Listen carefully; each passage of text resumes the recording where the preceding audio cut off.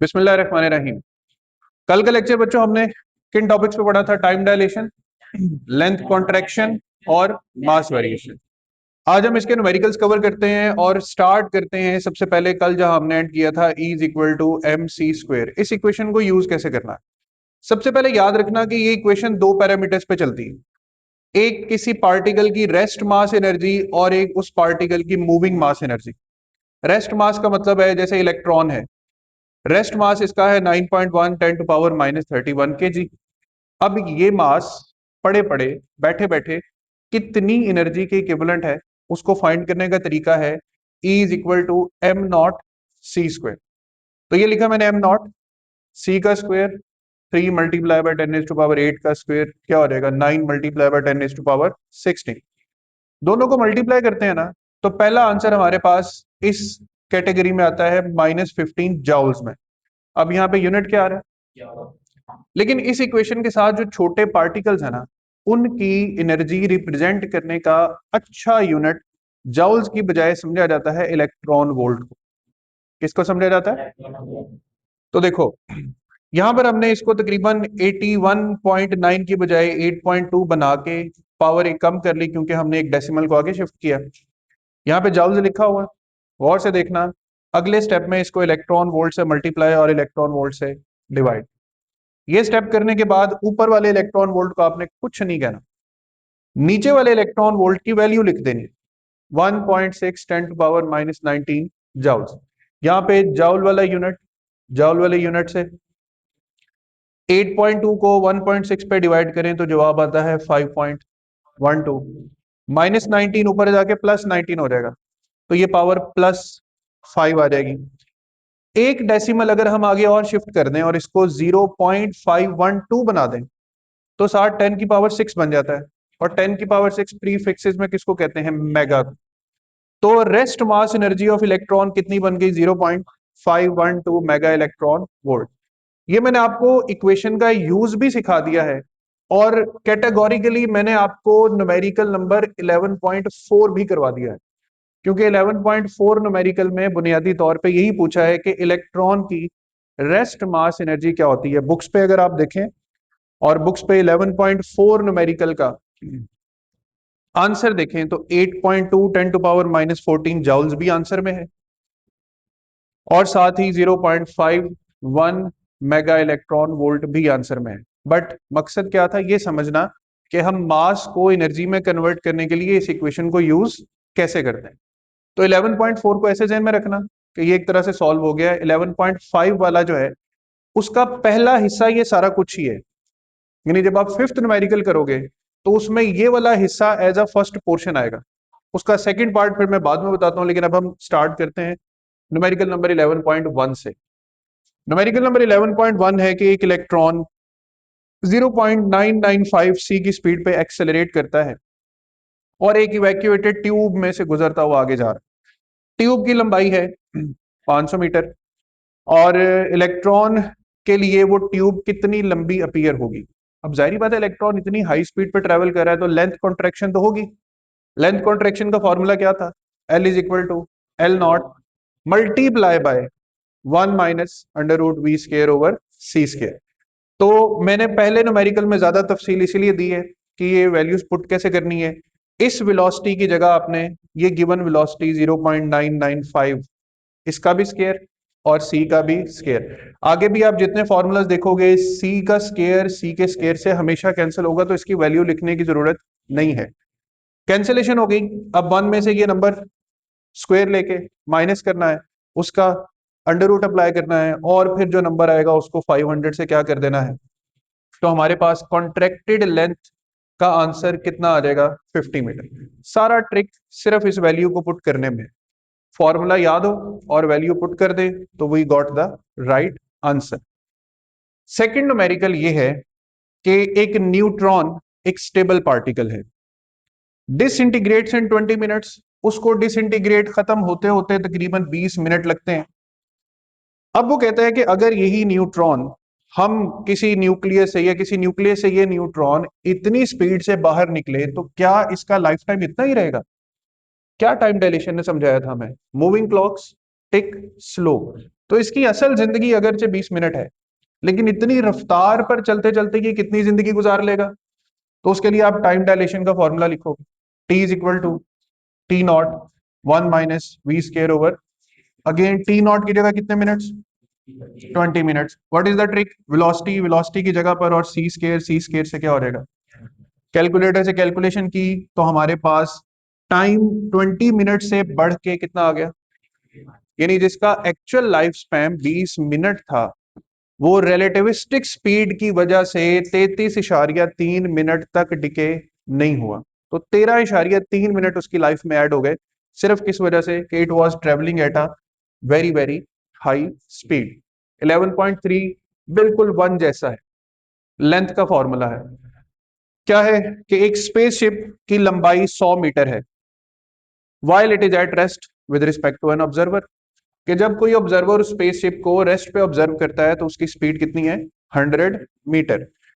Then it says कि if the spaceship now flies by the observer with a speed of 0.99 सी, और वही spaceship अगर उस observer के सामने से 0.99 सी की स्पीड पे गुजरे तो क्या अब भी उसकी लंबाई 100 मीटर महसूस होगी?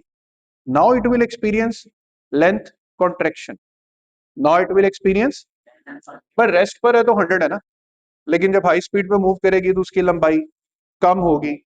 फॉर्मूला वही लगेगा दोबारा, L is equal to L naught under root 1 - v² over c²।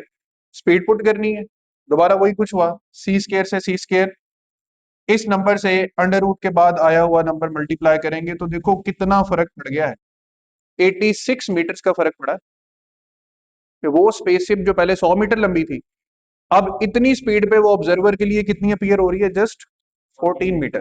तो 100 मीटर लंबा ऑब्जेक्ट सुकड़ के कितना अपीयर हो रहा है, 14 meter. These are the miracles of theory of relativity, कि लेंथ जो है वो रिलेटिविस्टिक स्पीड पे क्या हो जाती है, शॉर्ट हो जाती है।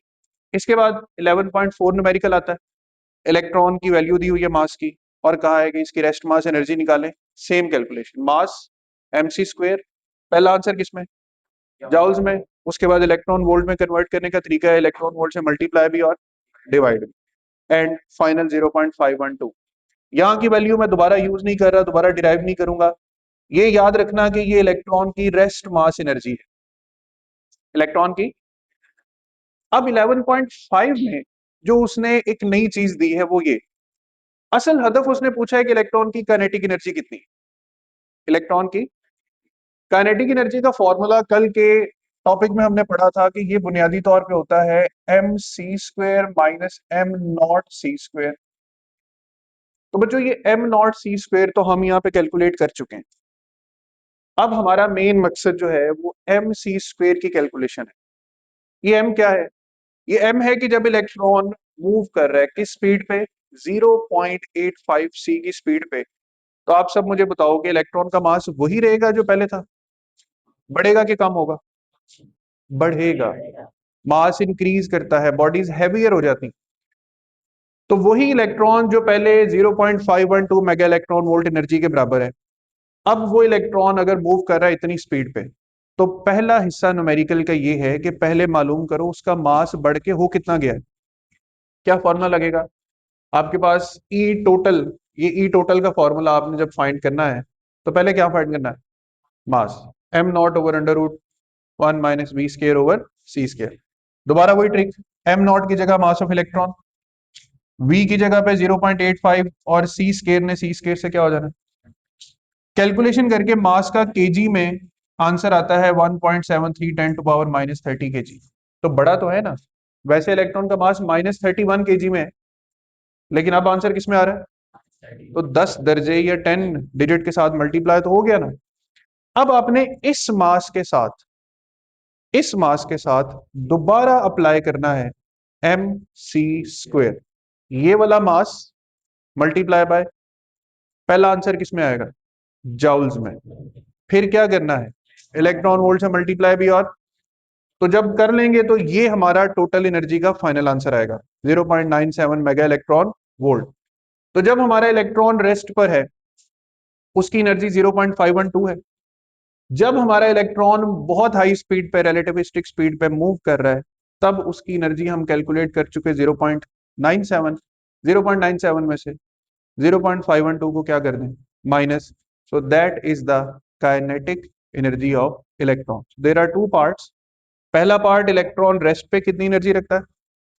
दूसरा पार्ट, वो जब मूव करता है तो उसका मास बढ़ता है, मास के बढ़ने के बाद ये उसकी मूविंग मास एनर्जी है. इस एनर्जी और इस एनर्जी के डिफरेंस का नाम कौन सी एनर्जी है, काइनेटिक एनर्जी. और last numerical, very simple statement, बहुत मजे की है. At what speed, at what speed यानी मालूम क्या करना है, would the mass of a proton in a particle accelerated be tripled. किस रफ्तार पर एक प्रोटॉन का पार्टिकल एक्सेलरेटर में जो मास है वो 3 गुना हो जाएगा. कितने गुना. तो सवाल की स्टेटमेंट से सवाल समझना है. मास बढ़ के कितने गुना हो जाए, तो उसने कंडीशन दी हुई है मास ने कितना होना. मास वेरिएशन का फॉर्मूला लिखा, m is equal to m naught under root that thing. M naught की जगह कुछ नहीं लिखना, m की जगह क्या लिखना है, ट्रिपल्ड हो गया. देखो m नॉट से m नॉट, यहां पर 3 बच गया, उस तरफ 1 और ये अंडर रूट. अब आपने इस पूरे अंडर रूट वाली टर्म को ना एक यूनिट कंसीडर करना है. अब आपने क्या करना है, 3 को नीचे ले जाके डिवाइड कर देना और इस पूरी अंडर रूट वाली टर्म को इस तरफ लाके क्रॉस मल्टीप्लाई कर देना. यानी under root that whole number is equal to 1/3. अब अंडर रूट खत्म करना है, क्या करें, दोनों तरफ स्केयर ले लिया. ओके हो गया. अब हमें B square over c square को उधर भेज देना है क्योंकि ये प्लस हो जाएगा, और 1/9 को इधर लाएंगे तो ये माइनस हो जाएगा. स्टेप समझ आ गया. 1 में से 1/9 माइनस करें, जवाब आता है 8/9. अब ये स्क्वेयर्स खत्म करने हैं तो दोनों तरफ स्केयर रूट ले लिए. पहले आप कैलकुलेटर पे फाइंड कर लेना अंडर रूट 8/9. उसके बाद ये वाला सी आपने उठा के दूसरी तरफ क्या कर देना है, मल्टीप्लाई. तो ये वो स्पीड है, क्या था, एट व्हाट स्पीड नहीं पूछा था उसने? तो ये है वो स्पीड, ये है वो स्पीड जिसपे उस प्रोटॉन का मास पहले से कितने गुना बढ़ जाएगा, 3 गुना. तो ये हमारे इस चैप्टर 11 की टोटल एक्सरसाइज न्यूमेरिकल्स हैं. ठीक है, कितने टोटल, 6 हो गए, 6 न्यूमेरिकल्स हैं. और इसकी 2 एग्जांपल्स हैं, और वो 2 एग्जांपल्स एक टाइम डायलेशन की है और एक आई थिंक मास वेरिएशन की. फॉर्मूला यूज करना आ गया सबको, बस दैट्स ऑल अबाउट.